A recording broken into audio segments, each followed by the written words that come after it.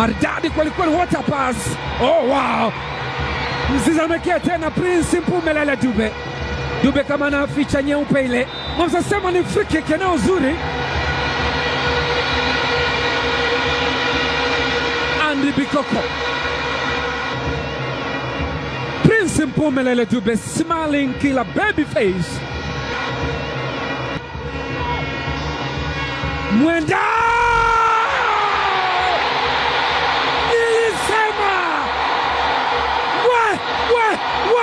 mbaya hiyo kwa Tabora United, mbaya hiyo kwa Tabora United.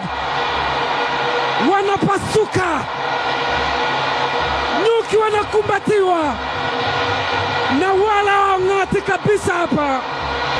Free kick isiyokuwa na mbambamba. Goalkeeper Jean Noel angefanya nini? Amedive. We mbaya hiyo. Jo Noel, unakwenda wapi? Unaweza Banele weka ndani kule katika nafasi. Yanga watachukua boli na kufanikiwa kwenda wanakotaka. Pako Mzuzwa sasa anamwekea Mzize, nafasi yake kuwa Mzize ameua Drogba Bongo. Mzize pasi chocolate kutoka kwa sisi wa Ivory Coast. Kunywa maji baba. Jean Noel anabamiza maji chini, haoni kama yana maana tena. Kwa ajili yenu ni counter attack ya kibabe, counter attack ya maumivu kweli kweli. Mkuki wa moyo. Goalkeeper Jean Noel alijaribu kucheza mpira ule, lakini mkandamizo ule aliuchangua mpira katika kipenyo murua. Clement Francis Mzize, bull striker. Bao la pili kwa wananchi, bao la pili kwa defending champions wa NBC Premier League. Wananchi wanafurahi. Banele weka ndani kule katika nafasi.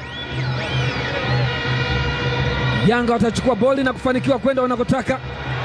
Pako Mzuzwa sasa anamwekea Mzize, nafasi yake kuwa Mzize ameua Drogba Bongo.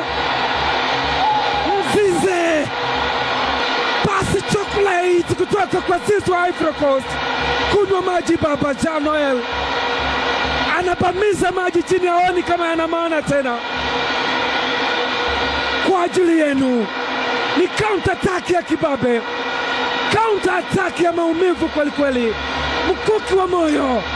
Goalkeeper Jean Noel alijaribu kucheza mpira ule, lakini mkandamizo ule aliuchangua mpira katika kipenyo murua.